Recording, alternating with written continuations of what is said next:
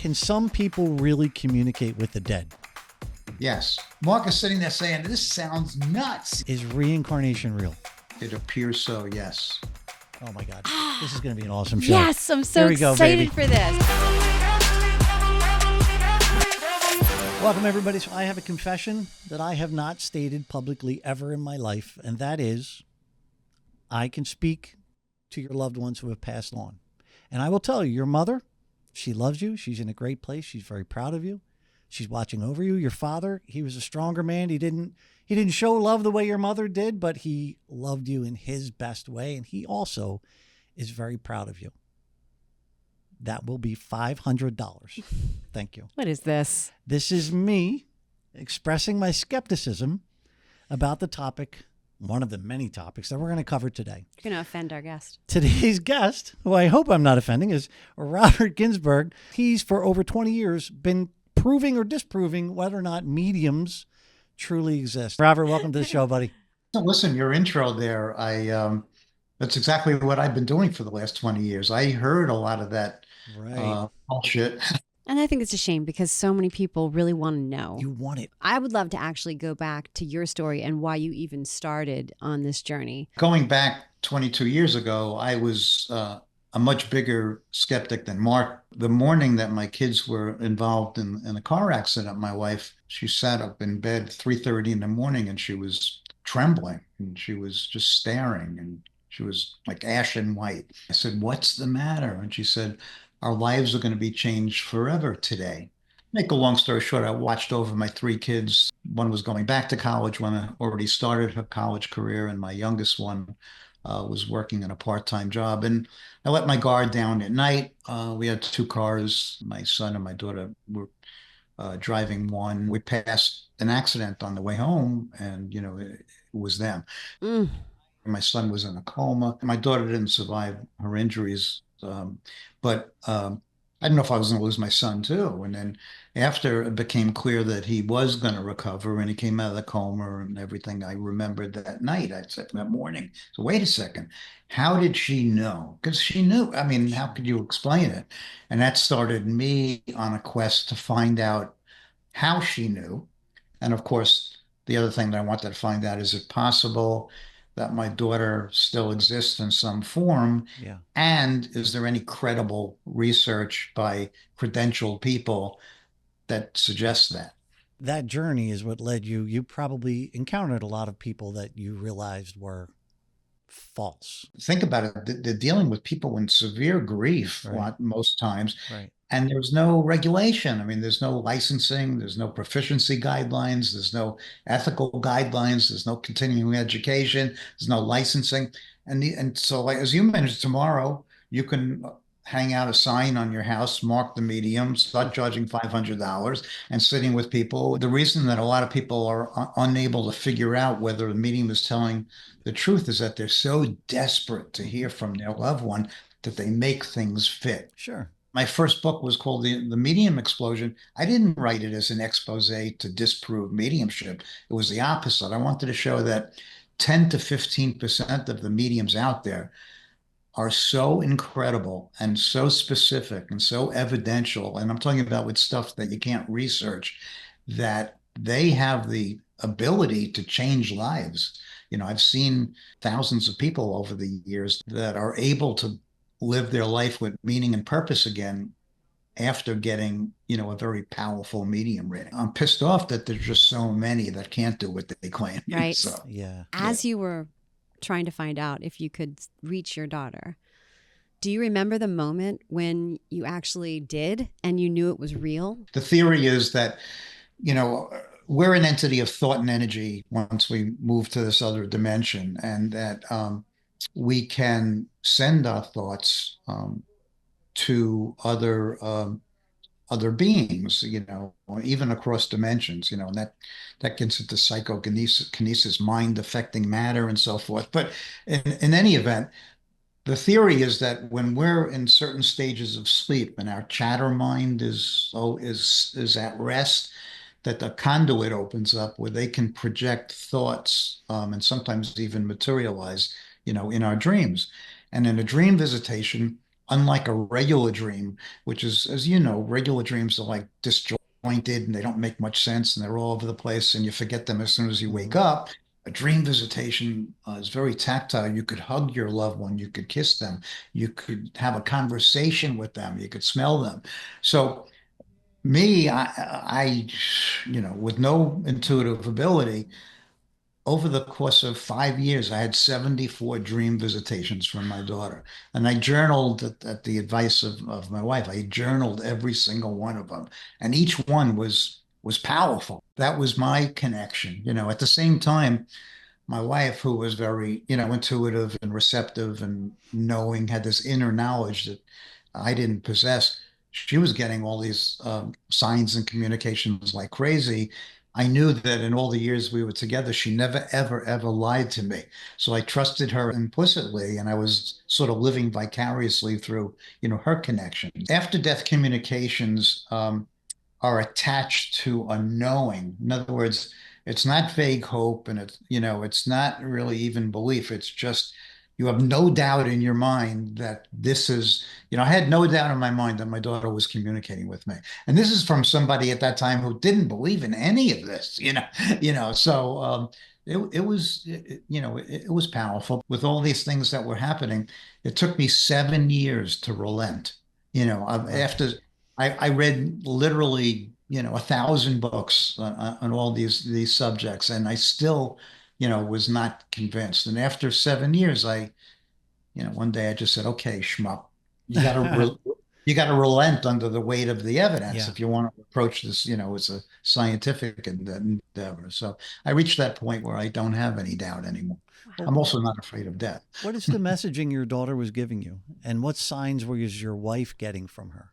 I mean, I'll give you an example. We were part of a Netflix docuseries called Surviving Death.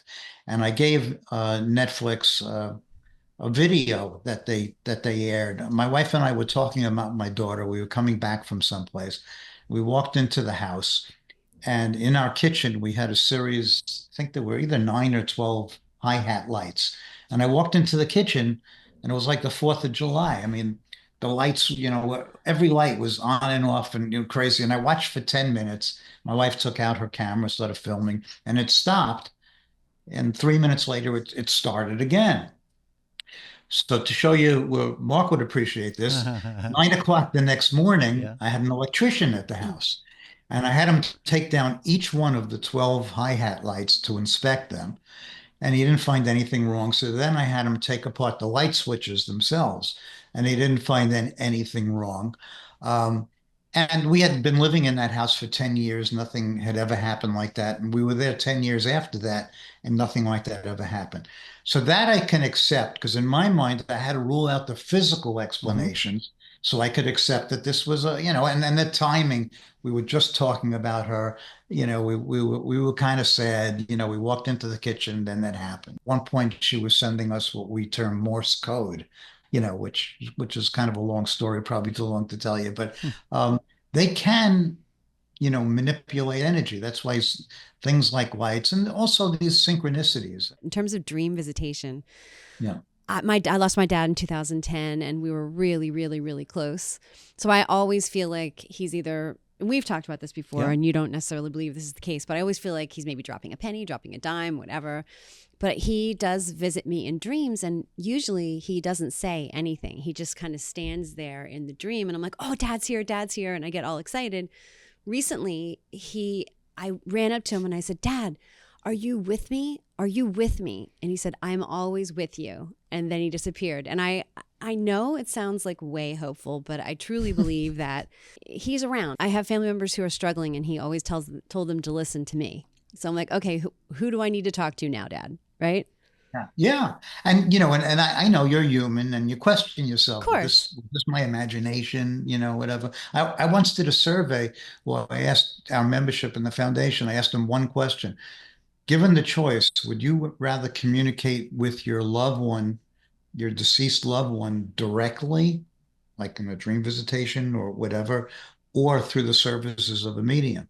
Now, I thought when I composed that question that the overwhelming majority would say directly, right? I want to, Sure. but it was the opposite. Huh. They said through a medium. And when I started to probe that a little bit, there were two reasons. One, a lot of people are fearful because they're Right. taught to be fearful of things that they can't see or perceive with their physical senses. Makes sense. And two, what I was just saying about your experience, like if they get a direct communication, they're going to start questioning it. Was this a product of my imagination, my grief? Whereas if they got it through a professional, a third party, Right. then they could trust the information. So it's interesting. So you You know, never at any point had a medium talk to you as your daughter? I did. I went to I didn't want to go because I didn't believe in any of this, but my wife dragged me to a well-known medium. Yeah. She said three things to me. One of them, she said, I had this thing with my daughter that every month she'd come up to me and she'd say, "Come on, Dad, admit it. I'm your favorite." Out of three, I'm your favorite. And I said, "Bailey, I'm not going to say that you're my favorite. I love all my children." I said, I'm not going to say it." For years, every month. Come on, admit your favorite. I've only been to the cemetery twice in 22 years because I don't believe that she's there. The one time that I went, I was alone and I sat down, by her stone and I said, "All right, Bailey, I admit it. You were my favorite." And the medium says to me, "Dad, your daughter wants me to tell you that she knows that she was your favorite." So that was like, whoa, because Wow. I had just said those words 24 hours early. So that got my attention. Then um, it turned out that my daughter, even though she was only 15 years old, was a prolific writer. I didn't even know it. I thought she was talking with her friends, but she was writing essays and poetry and all sorts of things. So a lot of it concerning life after death. And after she passed, my wife and my other daughter found all these writings on the computer, which we published into a book. And the next thing the medium says to me, "Oh," and she says she's really happy that you discovered all of her writings. Oh my gosh. So I said, "Okay, that's That's two." two. And the last thing Wow. was she was a couple of days before we went to the medium. My wife woke me up and she smelled smoke. And we had this large home on 3 levels, and me, I'm just I don't smell anything. And she went down to the basement, checked, permeated by the smell of smoke, but nothing. First floor, whole thing, nothing. Second floor smelled like smoke, nothing. So eventually she went back to bed. Third thing, the medium said, "Oh, and your daughter wants me to tell you that you'll know when she's around by the smell of smoke." So all right, so here's somebody that doesn't believe in any of this Yeah, stuff. it's And I'm convincing. trying to think. So the whole way home from Manhattan to Long Island, my mind is racing trying to figure out the trick, and I, Yeah. and I couldn't figure out the trick. It was nothing that she could research. These were personal things that nobody else knew. Did it convince me? No, but it opened me up to continuing my search to Yeah. find the Yeah. answers. I think my skepticism lies with the 90% that you say can't do what they claim. That's where my skepticism lies. Do I believe it's possible? I do. I just think maybe like you do, and like you've proven over 20 years with your mediumship certification program, that it's rare that somebody can. Yeah, I mean, we've been granting certification to mediums that undergo extensive, studies, and we've been doing it for 20 years, and we have 27 mediums that we certified in 20 years. That's a little more than one a year. That's a So small it number. just shows you, because I have to evaluate 10 mediums to possibly find one, Right. that will do it at a high level. What's your evaluation process? First, they submit answers to certain, questions that are designed to uncover any red flags. Then, if that looks okay, we send them an extensive application. It's an 8-page application. And when I send out the application, oddly enough, only 1 out of 10 that I send it to returns it because they think it's going to be one of these deals where they send us $100. We're going to send them a certificate like a Right, mail order, right. reverend, Sure. And when they see it's serious stuff, they back off. And then eventually, if they make it to the evaluation stage, they do a series of readings for 5 different sitters who were trained in scoring methods and trained in Wow. mediumship. Um, and there's 5 different scoring methods, and they have to exceed the guidelines in each one of the 5. So it's you're not going to pass unless you can, you're Unless the you real Which you deal. can really do it. And there's only 27 that you've 27. certified in And how 27 and 20 years. 27 in 20 years. So we want to, Robust. what's the name of your certification? So if we want to talk to a medium, we have Oh, to. it's on the website, Foundation. foreverfamily.org. Yeah. The thing is, a lot of the mediums that we certified over the years, partly because of their association, with us, have gone on to become famous. Oh, Rich and famous, and you know what happens then. You do.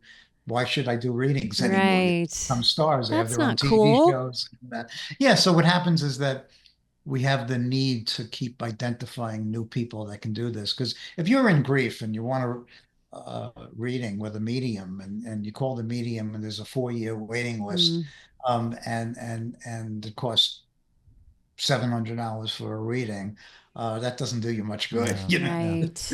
It's funny you mentioned grief. I was going to ask you, when you had those 3 statements from that medium about your daughter, or that your daughter was saying, what did that do? I know it was many years later, right? Past her passing.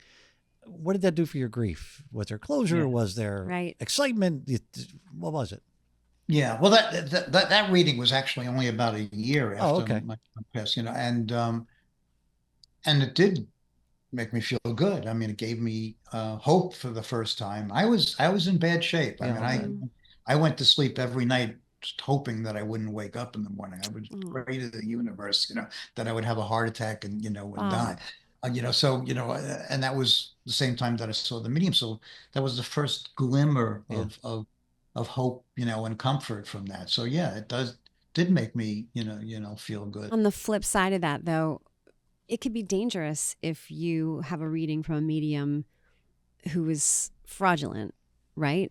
I mean, they can say stuff and you hold on to that. And what can we do about that? Is there any sort of like governing body or something that we could sort of get them arrested or something? Yeah, there's nothing. That's why we're doing the certification. I wish I had at least in some other countries, you have to at least have a license, like a business license. But here, it's absolutely nothing. But you're right.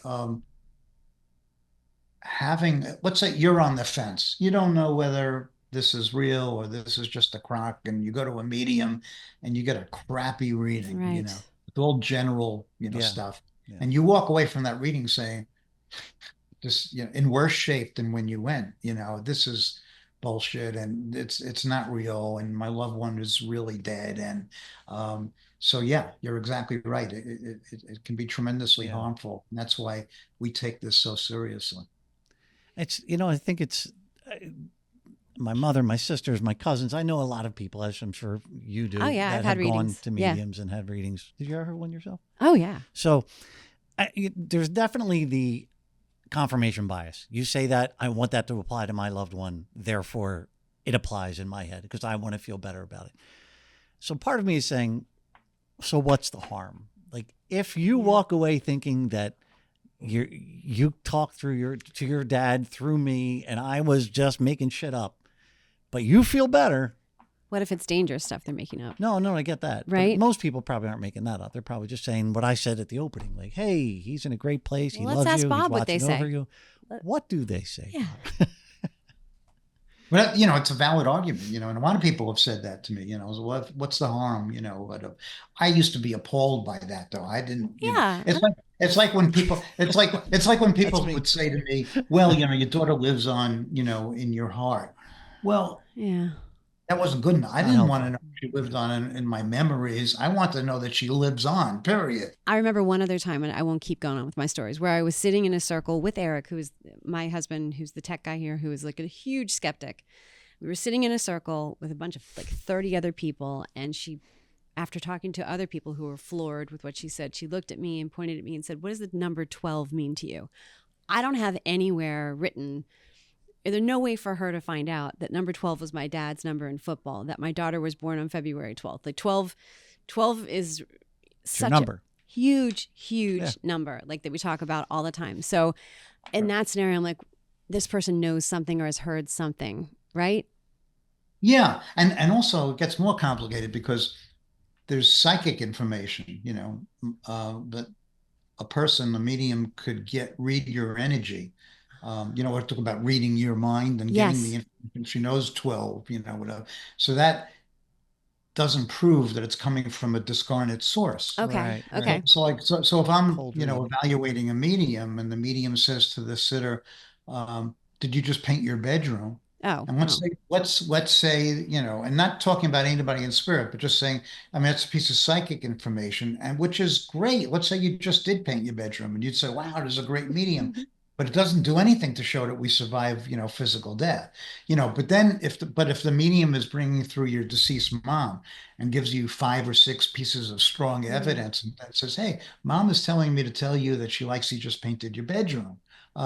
That's different because she's already established who she's Right, speaking with in right. the spirit world. Gotcha. It's Cool. complicated. Well, talk to us about electronic voice phenomena, how people's voices of their loved ones get caught talking to them on recording. This has been studied now for, probably, 70 years, but it used to be, for some reason, we don't know how it's done, but people in spirit sometimes are able to imprint their voice onto a recording device. Yeah. It used to be these big reel to reel, tape Yeah, recorders. sure. Now that it's your phone. I mean, and you say, well, how is that possible? They don't have a body, they don't have a voice box, but it's done by some sort of a energy, imprint. And so what people do is they turn on their recorder. First, they say a little, set an intention, to their person in spirit, asking them to come through. They turn on their recorder for maybe 30 seconds, and then they shut it off, and then they play it back. For some reason, when there is a recording, it's never heard live, but it's heard on playback. Now, you could do this for 3, 4 years and never get one thing. Right, right. It's not but I've listened to so many of these things over the years, and researchers classify them. I mean, if I play it back for you and it sounds like gibberish, that's not evidential. But if I play it back for you and the two of you independently tell me exactly what you heard, that's different. I used to take these recordings and I used to play it for groups of 20 people. And I'd give them all a piece of paper and a pen, and I'd ask them to write down what they heard. And if 20 out of 20 or 19 out of 20 all heard the same thing, it's hard to argue that our minds are Yeah. That's on crazy. Crazy. forming it, because our minds all work differently. So it's pretty incredible. I've listened to many, many, many over the years. We've had demonstrations where it's online. Some people are better at it than others. You're sort of acting like a medium when you're. Yeah. That's so It sounds. incredible. Mark is sitting there saying, "This sounds nuts," I think you're getting to him. I can see it. I think he's right. I have a hard candy shell. It's hard to get through. I was going to ask about Fran. You were married for how long? Your wife? 46 years. 46 years. And then yeah. unfortunately during COVID, she passed away. I'm so sorry. She passed in 2020. 2020. Yeah. Have you spoken to her? She was so intuitive. Have you tried to reach her? Well, that's what the first thing everybody said to me, because the work that we do, Right. after Sure. Fran died, they said, well, you are going to get Of all people. bombarded, like whatever. Yeah. And I was getting nothing. Oh, Fran. The way I rationalized it is that over the years, Fran knew how hard-headed I was, and how I was an open-minded skeptic, and she had to come up with something that even I could not question. I used to love to hold her hands. They just, sounds corny, but they were soft, and I always used to grab her to the point where I used to bother her. Where I'd be driving in the car, on a trip, and I'd reach over my hand, or I'd hold down my thumb for her to grasp it, and every once in a while, I'd just say, "All right, enough already," It's like so. So after she died, every time I'm driving, and then I would talk. A lot of people, I don't know if you ever did, but I would talk out loud to her. I'd be driving and I'd hold out my thumb, saying in my head, okay, if it's really you, grab my thumb or grab my hand. I did this every day for 3 years. 3 years go by. I'm driving back from someplace, and I'll try it again. And I said, my friend, look, I had enough of this. I mean, this is the last time I'm going to ask, you know, if this is you, like grab my thumb. And all of a sudden, my thumb starts to vibrate and I feel something grab it and it's moving and the vibration moved all the way up my thumb, and then all the way down my thumb and it continued like that for 10 minutes. Now, Did you that was pull over? attached. You weren't driving while this was happening, I right? was I was driving, but that was attached to that knowing I was talking about. At that moment, I had no doubt in my mind that this was her, and I thanked her, for it. So I think that was her way because she found something that I would not question. That's incredible. What do you say to that, Mr. Mark?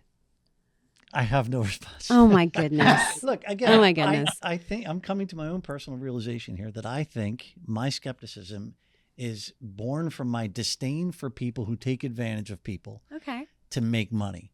That does not preclude those 27 people from being real. Okay. I'll take that. Although I'm still skeptic. Right. So, yeah.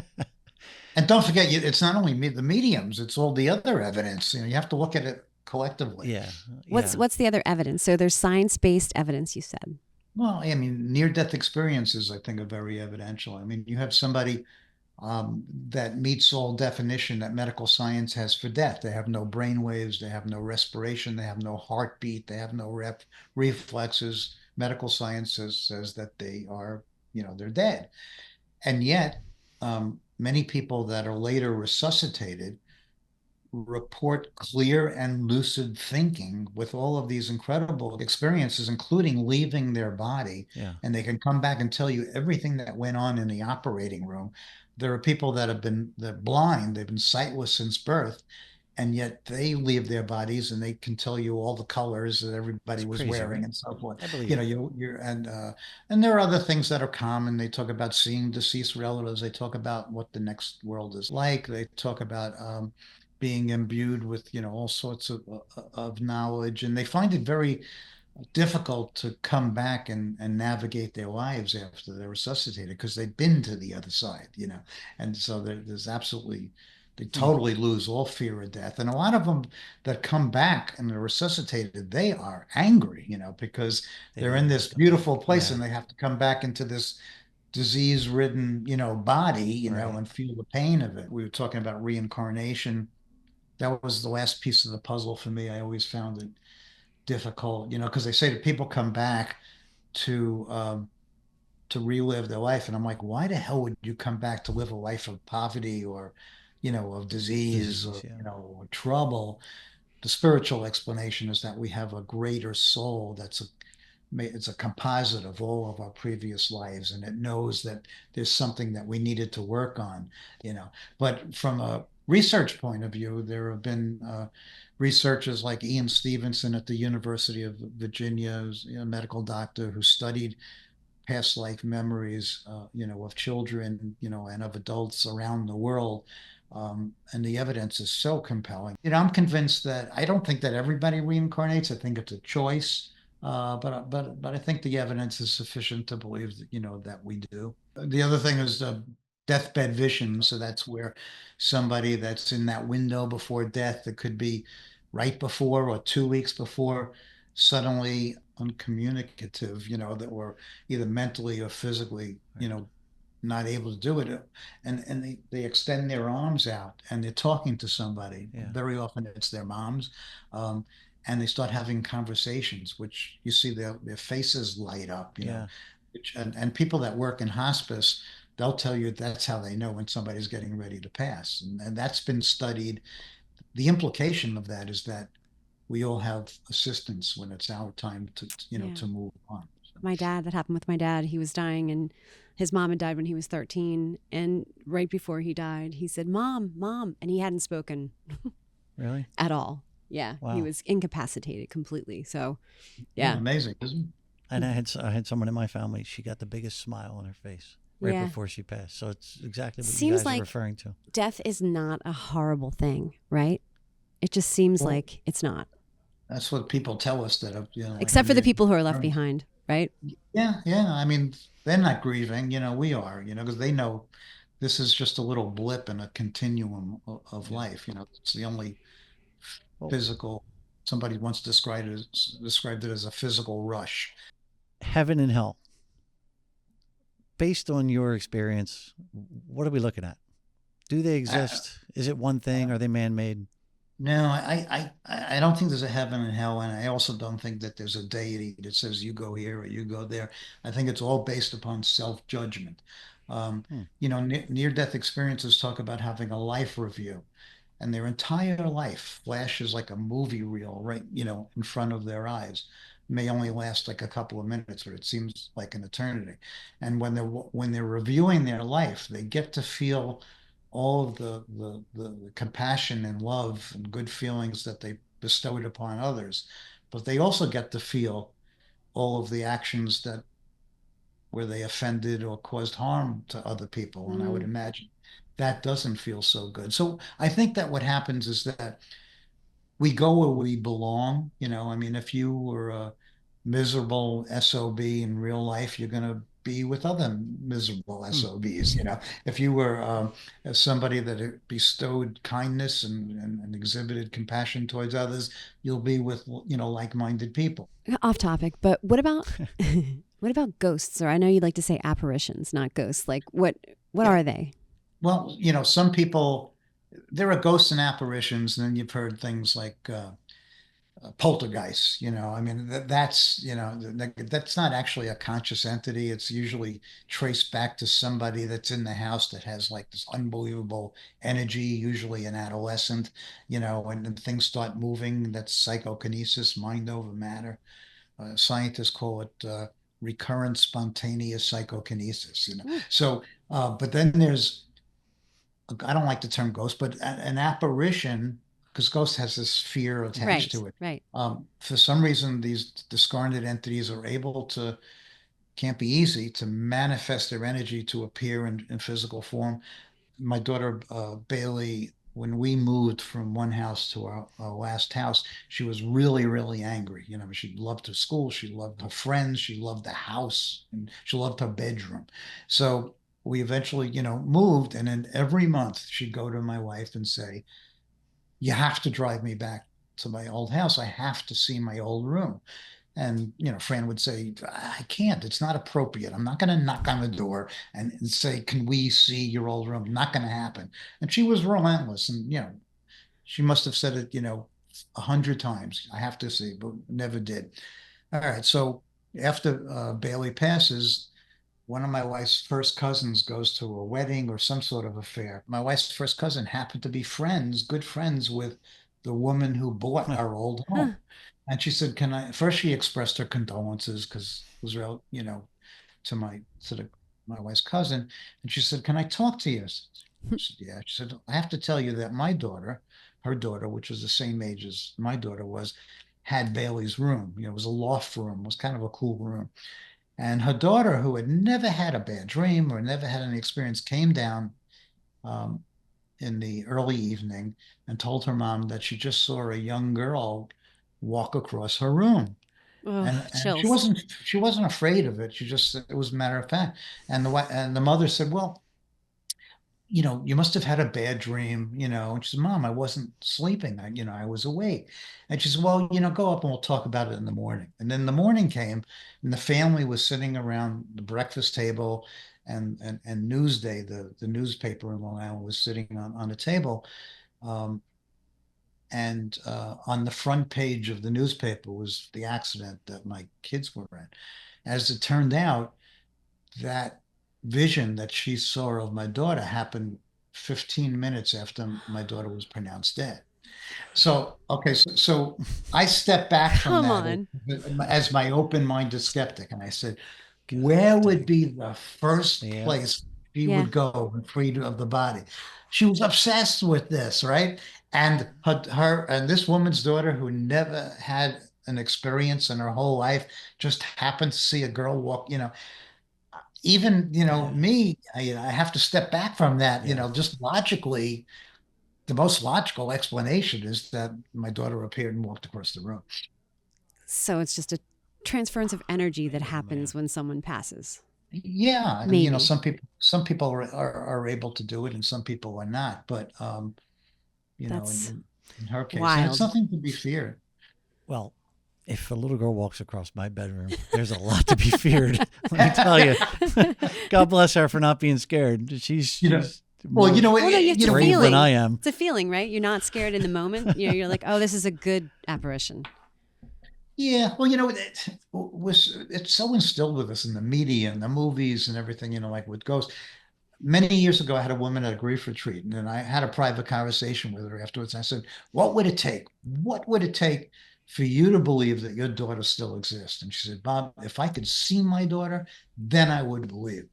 And I didn't talk to this woman for many, many years. And 10 years later, she came to another grief retreat, Hmm. and she came up to me and she said, "Do you remember the conversation you had with me?" And frankly, I talked to so many people I did.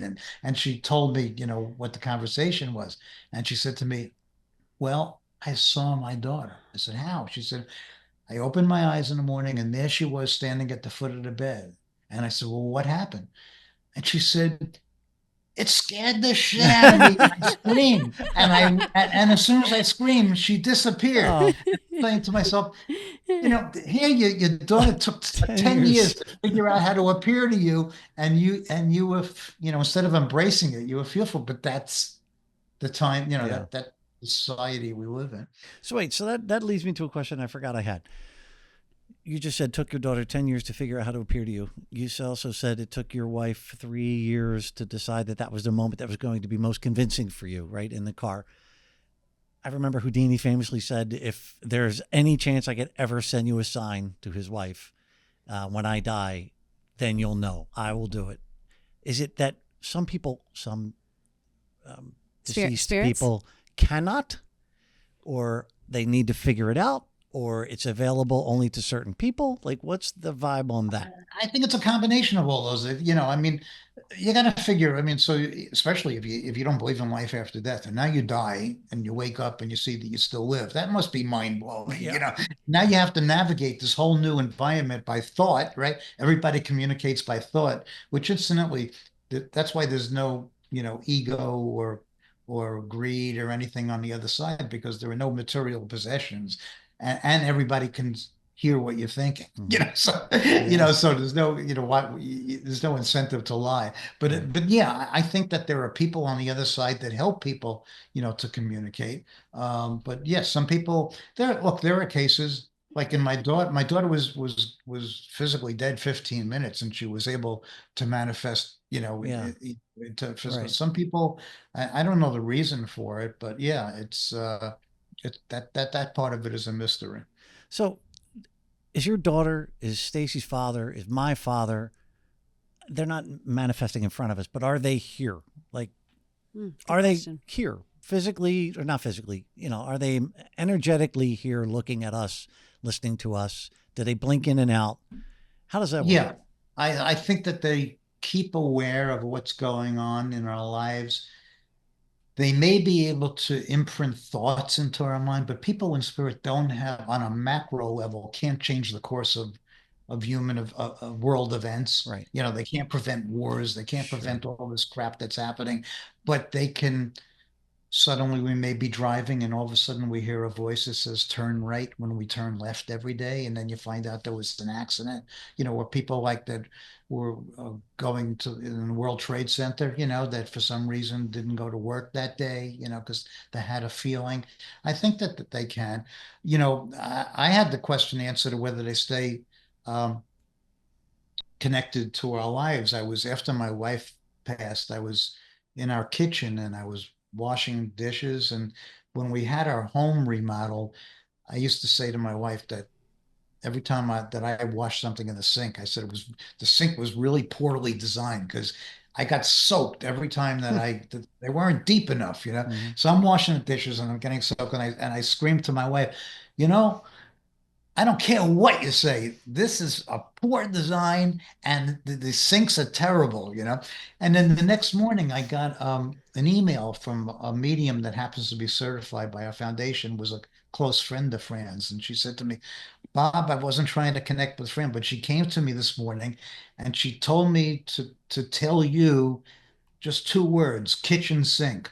Oh my You know, God. so Wow. come on, I just said that, out loud to her. I mean, of all the things, kitchen Yeah. sink, That's wild, isn't So it? that said to me that, yeah, she was That's aware. wild. This That is doesn't mean they're with you 24/7 No. and not watching. Thank God. I don't want my dad Yeah, watching yeah. 24/7. That's for sure. I definitely don't want Right. that. But I do know. Go ahead. Yeah. Keep going. Go ahead. I think they sense when you need When them. Right. That's So what I just was gonna ask. one more thing I Go can ahead. just add. Yeah. Like when I was sick in 2023, I almost died of a MRSA infection in my face. And the doctors had told me that it was most likely around my heart. And I was so petrified. I was so scared. I was in my hospital bed getting ready to go get my test. And I was laying there hysterical. And I honestly felt a hand in my hair brush back my hair. And I knew in that moment that I was fine. And I knew it was my dad that told me I was okay. And I am dead serious. Well, it's the knowing that Yeah. Robert talks about. Yeah. I Yeah. mean, that we've heard I that, believe it. well, all the time. People feel, brushes. More often than not, it's just this sense of presence. Mm-hmm. It's not actually somebody, but they know, somebody. We think of somebody in spirit. We look up to the skies or the heavens, but it's really another dimension. They could be, they're right in front of us, just on a different plane. Do we have to be open to it?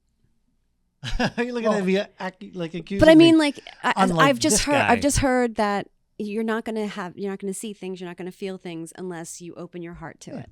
to the possibility. Is that I guess, true? Right? Yeah, Energetic or like match. in my case, I was having all these incredible signs and communications that were happening around me, but I didn't even notice Right. them because the way I was thinking, it was impossible. So I wasn't paying attention to them.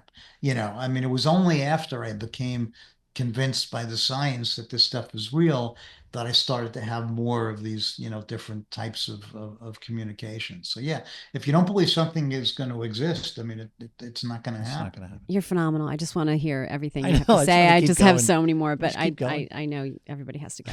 But so what is next for you? Our website is foreverfamilyfoundation.org. A lot of the stuff we're talking about, is on there, and we do webinars. We host a weekly radio show. There are a lot of things that we used to do that I just don't. We used to publish a magazine. I mean, after my wife died, I'm just a limit lot. to Yeah. what I could do. But we're an all volunteer organization. Nobody has ever gotten paid. And we do well because there's so many people that are interested in this Yeah. stuff. I learn something new every day. Some of the stuff still blows my mind. Yeah. Well, you've done a whole lot of mind blowing today. That's for sure. Yeah. It's good I stuff. love it so much. Can't thank you enough for spending this time. Really, with us. really appreciate you coming My on our favorite show. episodes right here. And, It's been so fun. Really, you're stating that right I now? swear to God, it's one of my favorites. Yeah, he was very stoked for this episode.